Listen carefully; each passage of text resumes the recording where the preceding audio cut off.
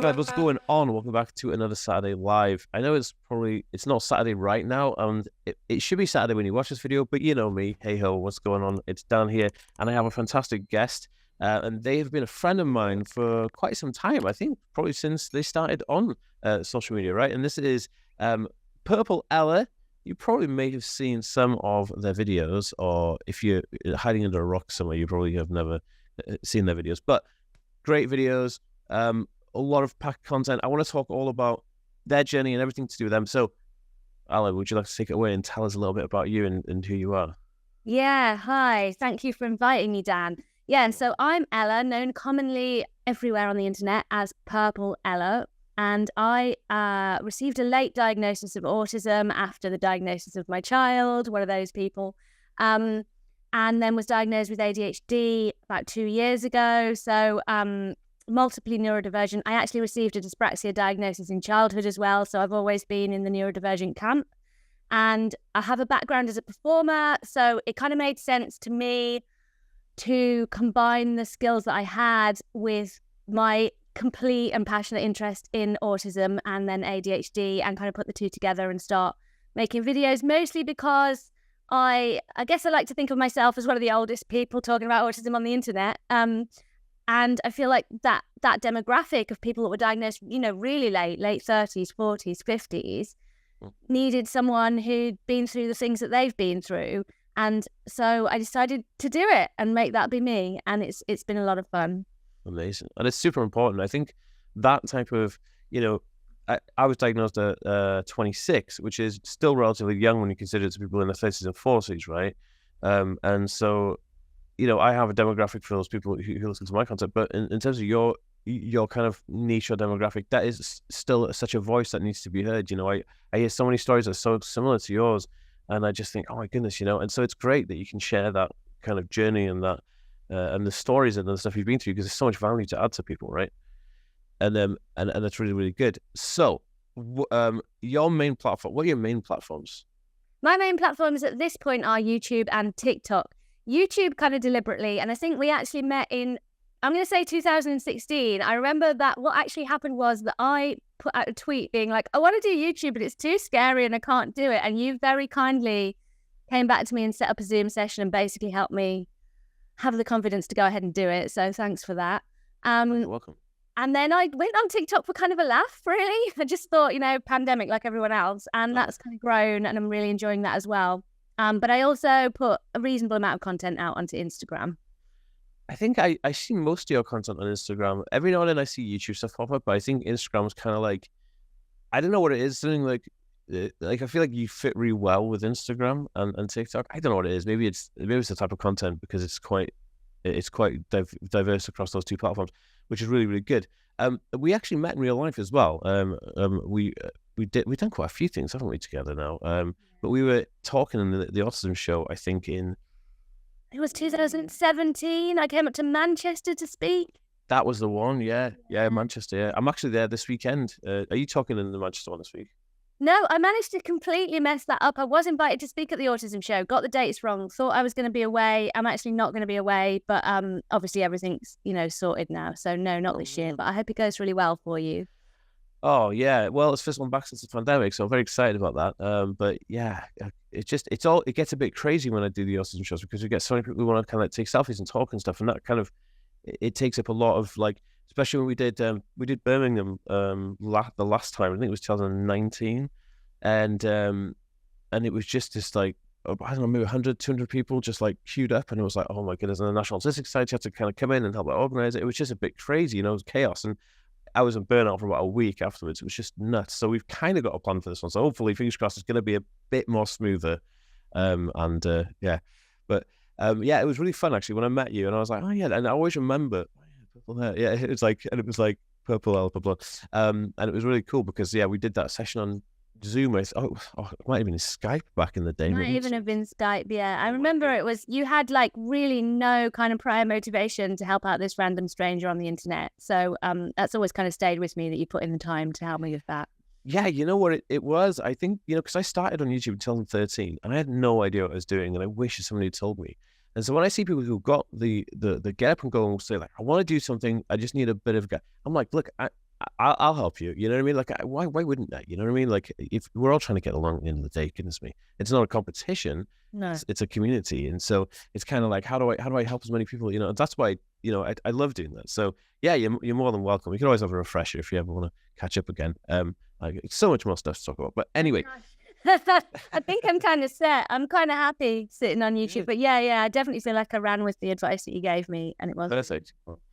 Yeah, and you know, to be fair, nothing much has changed. You know, we do it's pretty much the same thing. YouTube's basically the same, but we won't bore everybody with all that technical nonsense. Sure. So tell us about. I'd love to know about the autism process that you went through, the diagnosis process, and what it was like, especially later on in life. I mean, like, how did it feel? I know it's difficult sometimes to talk about feelings, but like, what were your thoughts during that process, that time period?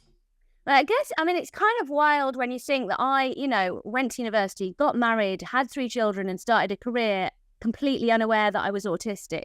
But I was suffering from quite significant mental health problems, as a lot of people who are late diagnosed end up, you know, doing, which is always, side note, my argument for why diagnosis is important, essentially.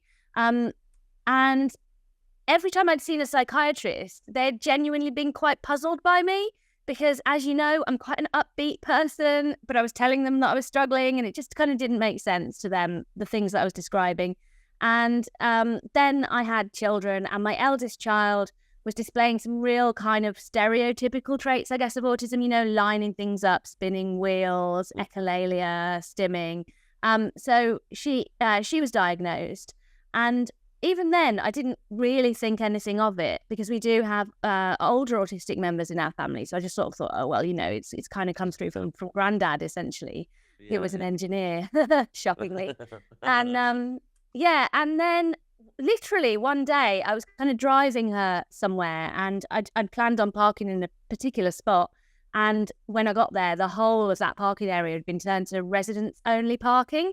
And I had what I now recognise as an autistic meltdown, because I could not figure out what to do in the absence of the plan I'd already made. And in that moment, literally, I went, oh my God, I'm autistic. It was a real kind of lightning bolt moment. And of course, then I went through the like, I mean, what? Are you being ridiculous? But, you know, straight. Right? Yeah, exactly. Like, have I lost my marbles? But spoke to my husband, spoke to my friends. A lot of my friends were like, oh my God, did you not realise? Yeah, so much. Yeah.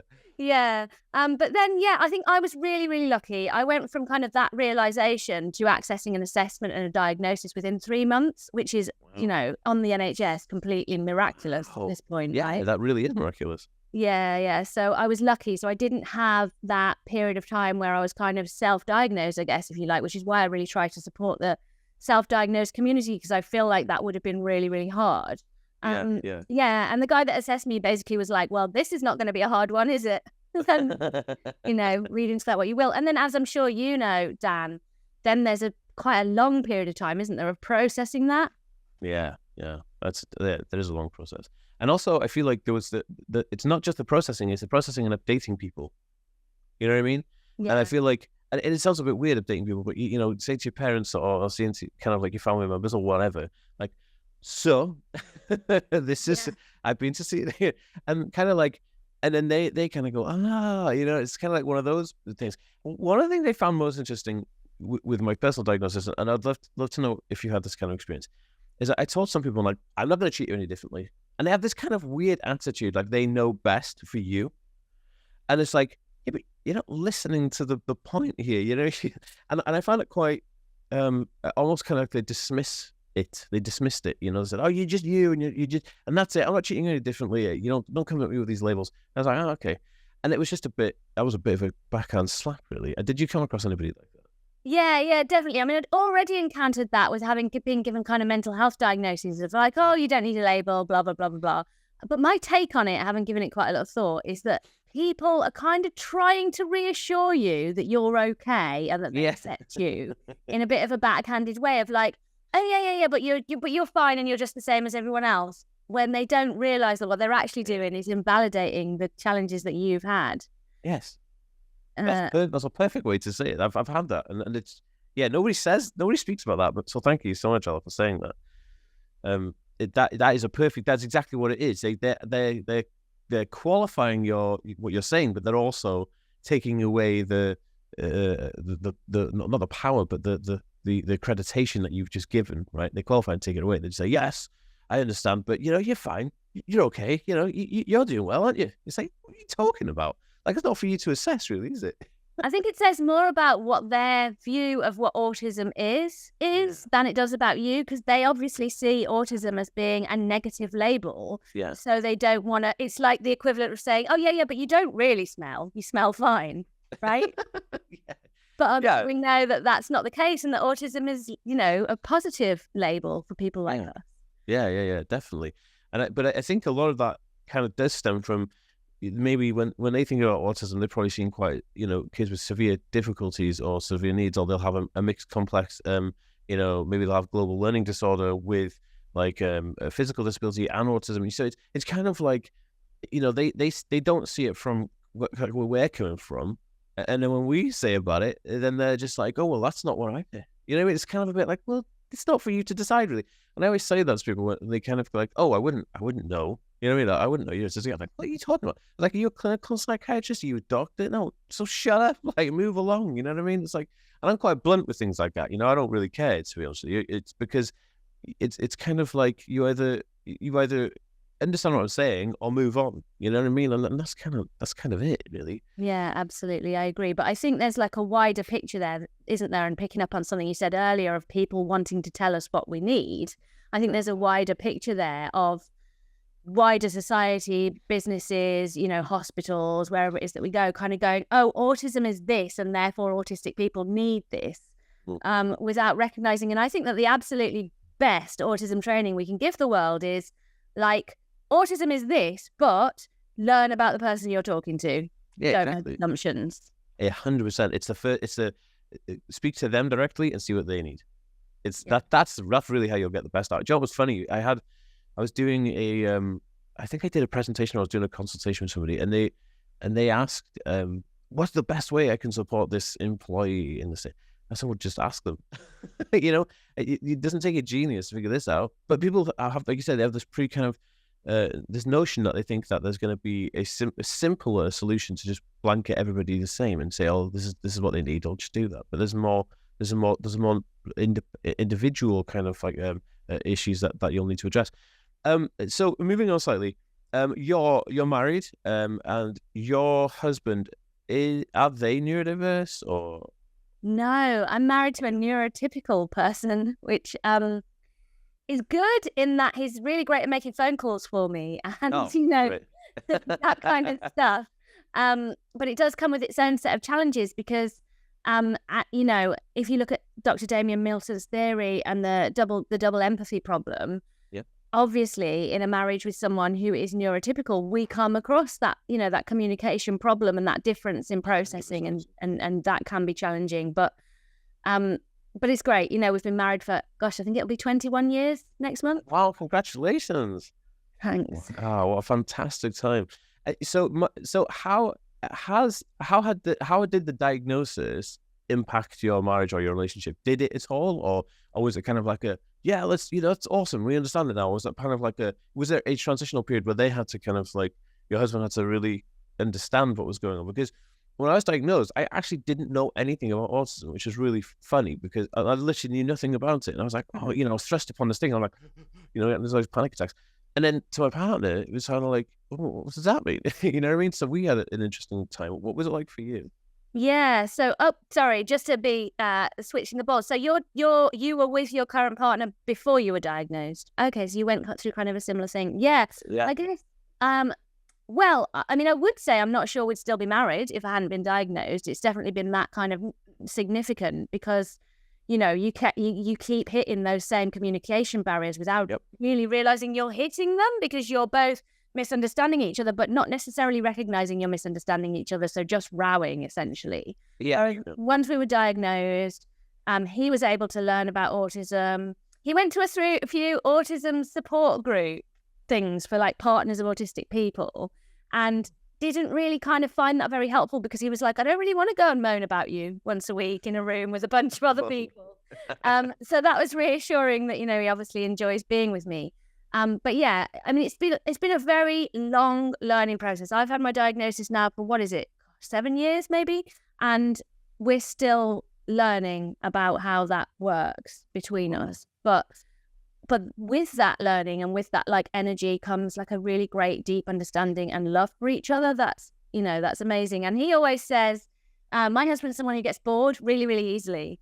So he always says that, you know, I'm like, oh my gosh, you could have married someone really much more straightforward than me. And he's like, yeah, but then I'd have got bored. You always keep it interesting. So That's good. That's awesome. Match made in heaven, it sounds like. yeah, for sure. No, definitely. So, how do you how do you get stuff done? Like, I'll be blunt. How do you get shit done in a day? Like, I have ADHD and an autism diagnosis, and I have OCD as well, and I'm dyslexic. I mean, it's just a whole kind of like cake of nonsense. Sometimes I'm just like, I just can't get out of bed. Yeah. So to like, you know, things like executive function and organization and getting things done and meeting appointments and getting work done and organizing my team and spending time with family, you know, rowing to eat. How do you do all these things? What are your kind of hacks? Oh gosh, I wish I had a magic answer for you. I really do. I would say getting that ADHD diagnosis has been really helpful. So I wasn't diagnosed with ADHD till 2 years ago, even though I am such a classic ADHDer, really, really strongly. Getting that diagnosis, and to be honest with you, getting the meds that accompany that diagnosis has been really, really helpful. Because before, what I recognize now is before I was spending 3 times as long to do the same amount of stuff because I was so chaotic in my approach. So when I got my ADHD diagnosis, I spent like a year trying to develop the perfect organizational system like every ADHDer does, right? When I actually do stuff, I'll just work on the system that will enable... make lists for lists. Yeah, exactly. I tried all the computer programs, you know, Notion and bullet journaling and all this and that. And essentially what I've come up with is the really most straightforward thing in the world. I literally get up in the morning and I write a manageable to-do list and I write my schedule and I figure out where that stuff's going to fit in. And I use Pomodoro technique, which is where you set a timer for a certain amount of time, turn your phone off, don't do anything other than what you're doing. And I kind of do that and chunk the day like that. And there are days when that works and I'm really efficient. And there are days when I find myself suddenly doing something that was not in the plan and go, hang on, what? I just lost 2 hours in Stardew Valley. This was not what I was supposed to be doing. But it's like rolling with the punches, I think, and having like self-compassion that you're going to get it wrong sometimes. Yeah. Don't beat yourself up, right? Right, yeah. I get that. And I totally sympathize as well. And I'm very much a tech guy, so I have to use, even though I have made analog lists to kind of get stuff done, but one of these apps I use called Streaks, it's fantastic actually. It kind of like, it does that thing, you put a task on and it makes this timer for you. And so it kind of locks your phone to, I put a focus mode on my phone and I have this visual like task countdown thing so I can get, so that is really good. I think that, you know, since you're doing that as well, I think that's probably is where we kind of, most of the ADHD peeps will kind of go to that format of procedure to kind of get things done. But I do agree as well, medication is a godsend. I mean, like, honest to God, like I started medication really late in my diagnosis. I started in 2020. And at the same time as me then. Oh, yeah. I just January 2020. And I've never, honestly, like, it's like night and day, you know, like and I get and another thing is like, because I couldn't get focused on stuff, I get really depressed because I couldn't learn the things I wanted to learn. And I get really kind of like low tone of mood. And so it was just like this horrible cycle of kind of going in and out of depression. It was horrible. And then as soon as the medication kicked in, and I kind of documented it on YouTube, so look, I'm going to start it now. And not like I've been skeptical of medicine, it's just I didn't want to take meds before because I didn't really feel like I needed to. But they came to a point where I was like, okay, something's got to give, you know. And my son was born in 2018, so I had this little kid who really needed me to really be focused, you know. And so I was like, oh goodness. So I was like, let's try medication. And you know, amazing. Like I'm just like, wow. And I'm not advocating for people to take medication. I'm just saying that if it works for you, it works for you, you know? And I think that to me, and I agree with what you're saying, like there's certain people that work well with it. And I think that's a good thing. I think that's a really tricky thing when you talk about meds, don't you? Because for me, as well as the sort of focus aspect, I've also been given a level of emotional regulation that I've never had before, which has enabled me to stay calm enough to do work. So I suppose it helps me focus as well, because I'm not weeping on the floor twice a day. But when you talk about medication, you've got to be so careful, haven't you, to sort of say, you know, it's not for everyone. I'm not a doctor. I'm not advising people to take meds. but there is definitely anecdotal lot of people on ADHD meds kind of saying, yes, it has changed my life. So I think it's okay to share that, right? Yeah, of course. There's a reason it exists, doesn't it? I mean, if it didn't work, then if it didn't work for anybody, then it wouldn't exist. But and that's the thing. Like, and I always say, it's like, it may work for some people, may not work for others, and it's a personal choice, a personal journey. But it's nice to share that with other people who've been on a similar journey. Yeah. So, changing the subject slightly, I was reading an article recently about the autistic community, and how that 74% of the autistic community, roughly, are part of the LGBTQ plus community, right? And I was like, wow, this is super interesting.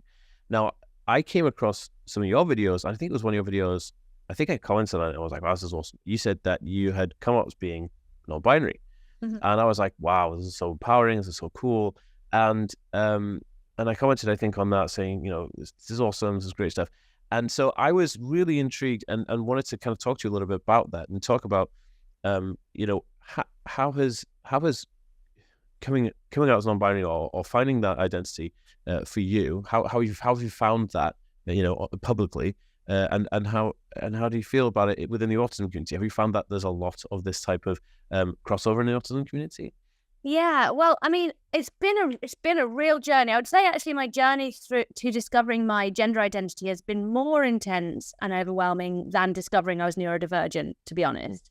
Because I think that as a neurodivergent person, I learned quite early on that people would be more comfortable if I masked a more traditionally feminine persona, right?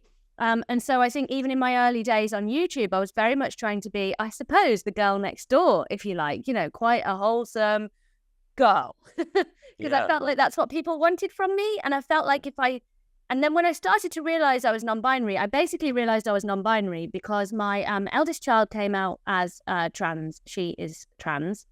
Yeah. And through that, I obviously ended up meeting non-binary people, learning about different gender identities, like going in deep into the whole kind of gender identity stuff. Yeah. And my initial reaction to non-binary identities, I'm ashamed to say, was, well, that's not a thing because everybody feels like that. Which is such a in the closet. Because, yeah.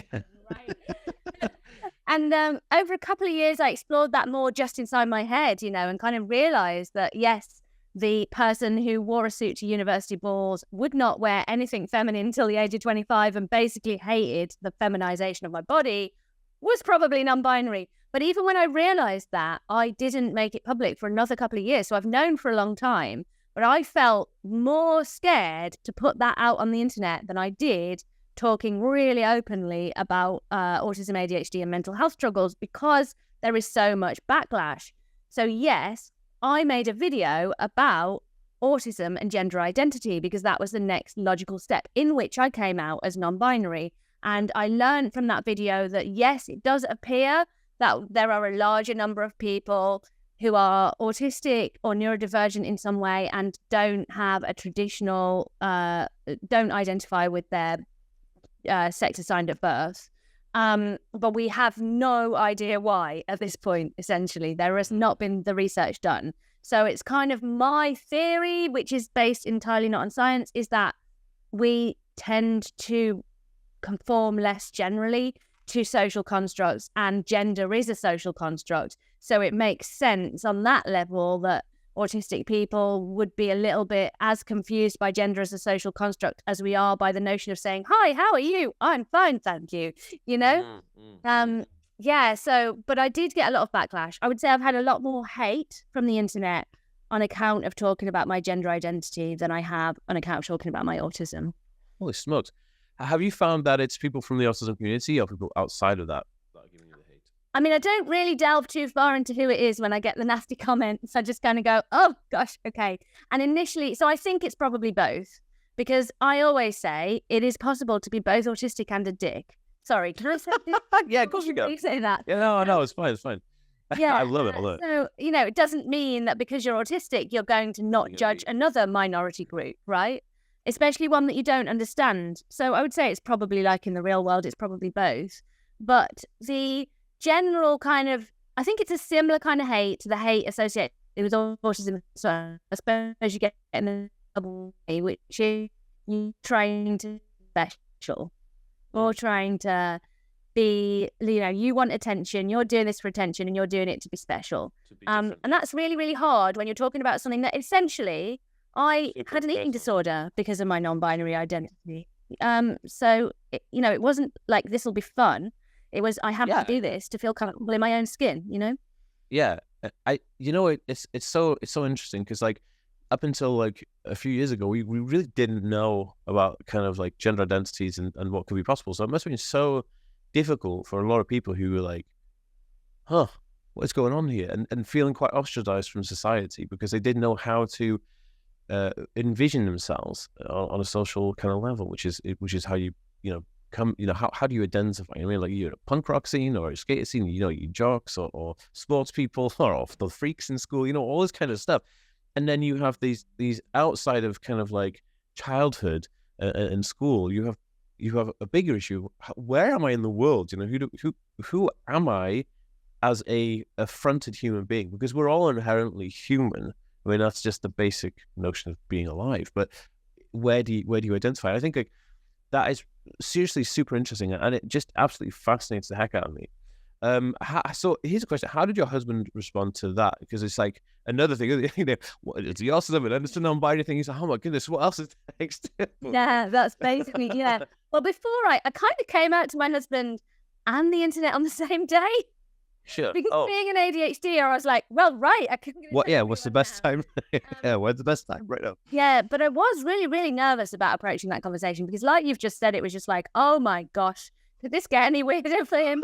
But, I don't think it's that surprising. When he met me, I was a skinhead who wore suits to university balls. So it's not like I've ever been a traditionally femme person. And it's not like I was also in a relationship with a woman when he met me. So it's not like he always knew that I was on the LGBTQ plus kind of community. But I was a little bit worried about that. But he, continues to amaze me with his support and was basically like, you do you. I, have absolutely no problem. I want to support you. I understand. I've seen the struggles you've had with your body dysphoria. And if this makes you feel more comfortable, I'm absolutely going to embrace it. So yeah, I just feel really fortunate in that respect. Love it. He sounds like a great guy. Well, you can see where you guys been married for so long. That's beautiful. And it's all about being happy at the end of the day. I mean, like, I shouldn't care what anybody wants to identify as, really, as long as they're happy and not hurting anybody. Just do it. Like you are who you are. Just embrace that and just be like, yeah, I'm gonna do me. Hopefully, everyone just deals with it, and it's great. So I think it's a beautiful thing.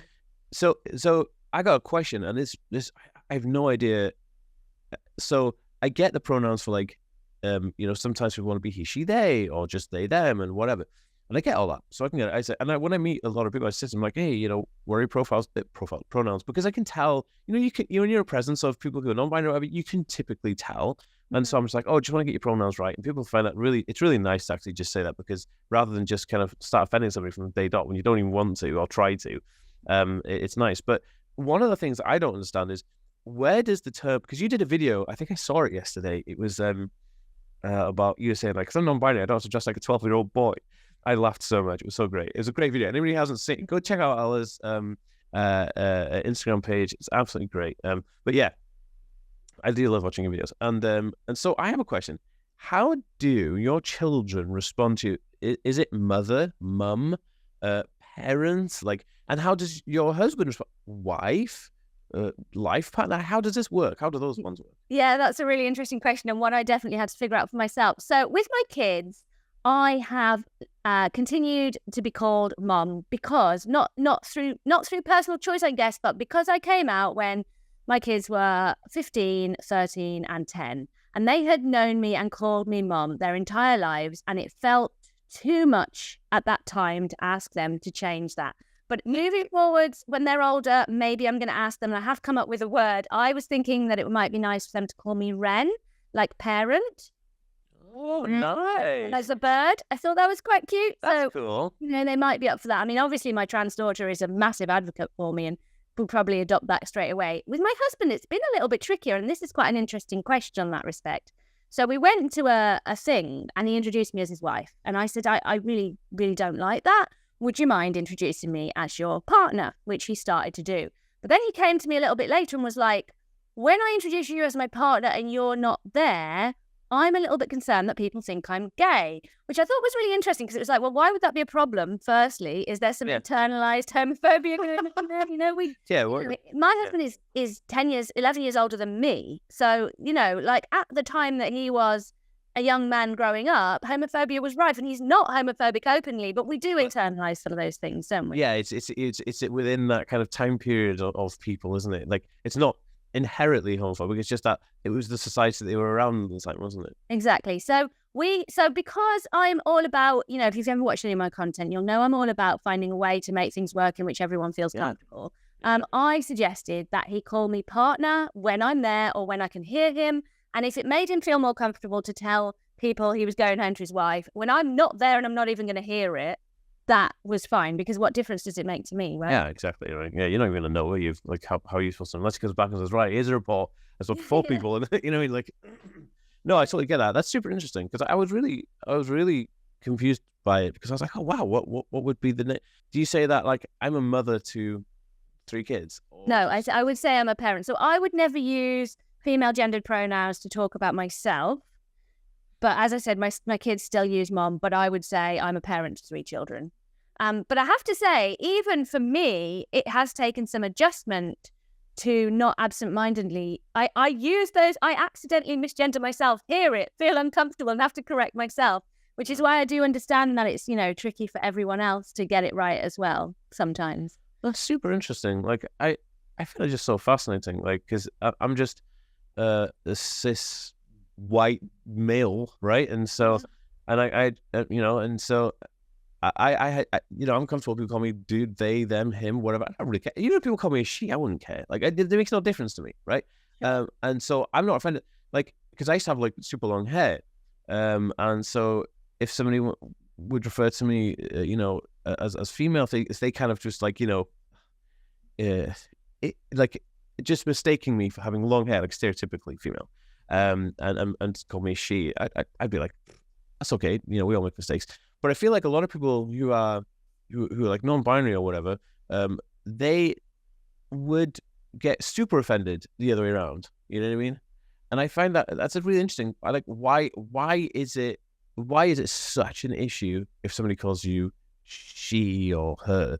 Like, is it painful? Like, what is it? I'd love to just know that. It might be a bit of a deep answer. Maybe you don't even want to answer it, but I would just love to know. No, that's fine. I think it's very individual. There are actually a lot of gender non-conforming people, and non-binary people who are completely comfortable with all pronouns. That is a thing. And then there's the other extreme of sort of people that use, I think they call them Zan, yeah. They're a specific name type of pronouns, and everything in between. For me, when someone misgenders me, it feels like it doesn't hurt. It feels like they're talking about someone else. Oh, interesting. So I think it's a very different experience depending, like with autism, I guess. Yeah. Wow. It's super interesting. I'm fascinated because I don't really know. Like my brother's a homosexual male. And he's a he, and his partner, they're a couple, and they're both he, and so and I have a trans friend who's completely transformed. Jess, she's great, and like, so they're the only people I know in that type of community. But I don't really have friends who are non-binary in a way of I can ask some questions about it, because it was so. I just found it so interesting. But I hear time and time again, that the autism community is super has large numbers of LGBTQ plus community, and I think this is super interesting. Like, and it needs to be addressed. And I think that it's so interesting. I'm like, the question is why? What? How come? But is it because just like any other portion of the population, you're going to have large percentages of people who are in that community because we're all people, you know what I mean? It's such an interesting concept. Like, I wanted to know, is it something that's kind of specific to a neurodivergent brain type or a phenotype, or is it something just because it's a population? You know what I mean? I think it's a bunch of things. I think it's partly because we're all human. I think it's partly because, as I've said earlier, we don't necessarily feel the need to conform to societal standards anyway. And I think it's partly that more of us know. Like, I wonder whether more of us know, because if you think about it, if you're exploring neurodivergent, you're thinking more deeply about your identity generally, right? So you might, and also you're going to be mixing in circles where you're more likely to come across gender non-conforming people. So you might be more likely to realize, like, if I hadn't been in the autism world and I hadn't had an autistic child and I hadn't, you know, done what I did, I might have never found out that I was non-binary, because I wouldn't have ever. You wouldn't have come across it, right? Yeah. And I would still have been non-binary. I'd have just been. But you would never longer. So do you feel way more comfortable now? I mean, I'm getting there. I would say the first, how long have I been out now? About a year. I would say the first 6 months, I wouldn't have been able to have talked to on a podcast about it like this. It was so deeply personal and difficult to talk about.